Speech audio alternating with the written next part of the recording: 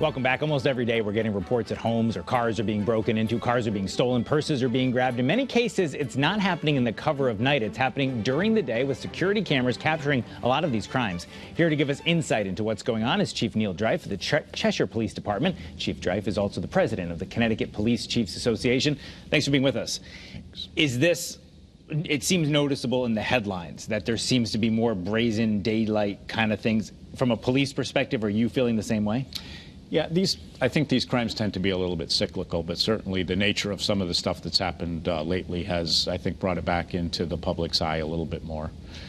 Is there something that people should change about their behavior, that it's not, guys in the middle of the night checking door handles and trying to grab something quick? This seems to be more brazen. It's happening in the day, cars being stolen. Does that change your messaging to the community?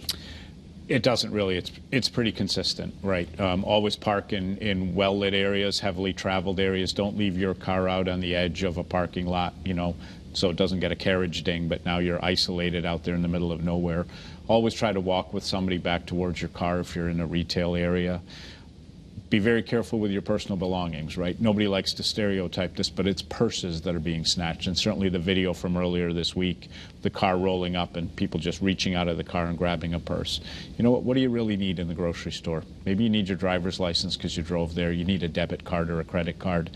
Those can be put in your pocket, right? You maybe leave your purse at home, leave it in the trunk of your car. Don't bring it into the grocery store in the first place. That takes away that target there.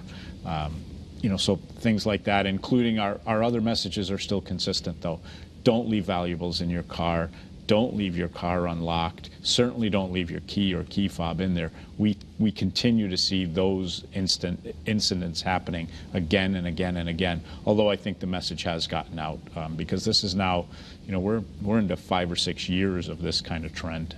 And that's the messaging that helps people protect themselves. But is there anything on these types of crimes that the patrol guys and late women out there during the day shift can do to try to crack down on it, or is it just regular old police work? It's a little bit of both. Certainly, we're encouraging our officers to be more highly visible in these retail areas where these incidents are happening, to be visible in the parking lots of trails, state parks, anywhere where people are congregating, parking their vehicles, and sometimes leaving valuables there. But again, the message is consistent. Hopefully the high visibility nature of what we're trying to do out there is going to have an impact on the opportunity to commit the crime. But when people are victimized anyway, now it just comes down to good old-fashioned police work and trying to follow up on the cases that we're seeing. You talked about the purse snatching where the car rolled right up and snatched the woman's purse. That doesn't give you a lot of opportunity to interact with someone as far as the victim. But we saw that video from Rocky Hill earlier this year where the man went out and tried to stop the break-in and ended up in a physical altercation with these folks. Still, is that just call 911 and stay inside? I mean, what's the advice on that? Absolutely, try to be our best witness for us. That is just one in an example of increasingly more dangerous situations. We've had vehicle owners run over when they've attempted to intercede. In Cheshire, probably within the last 18 months, we had somebody fired at with a gun. That happened also in Glastonbury. We've had somebody, I believe, down by the shoreline was actually cut with a saw that they were using to cut the catalytic converter when they attempted to confront. Let us have the opportunity to respond over there. Don't put yourself in a situation where a property crime has now turned into a violent crime. We did some reporting earlier this month on this gang that had been identified, a South American gang, apparently coming in as tourists, burglarizing homes. We heard reports that it was happening in Avon, Simsbury, Farmington. Are you aware of that, and should people be concerned about it? Yeah, look, anytime somebody is going around burglarizing homes, it causes a concern. That seems to be a pattern that has happened not only here in Connecticut, but around the country. Again, an increasing level of frustration, right? We can tell somebody not to leave valuables in your car, but if they're targeting large homes on lots, larger lots that are set back from the house, you can't tell somebody, hey, move your house closer to the street. Again, being cautious there.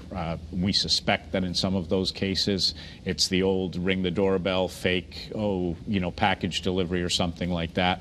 And if nobody answers the door, the appearance is that the house is not occupied, then it's a quick hit burglary in and out very quickly.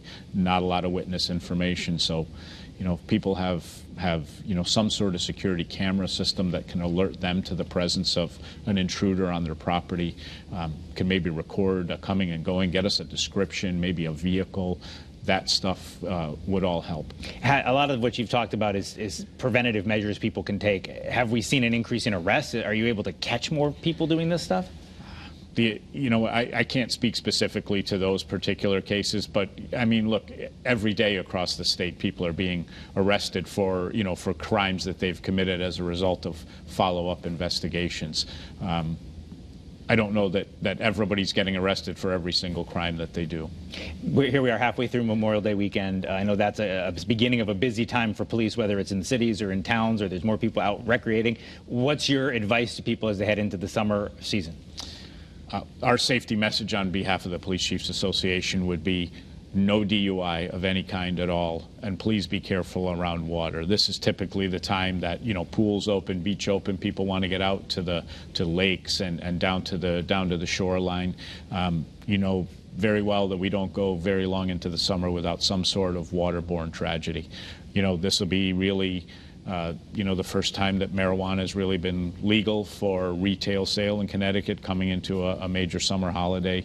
Again, just the old tagline that driving high is still a DUI.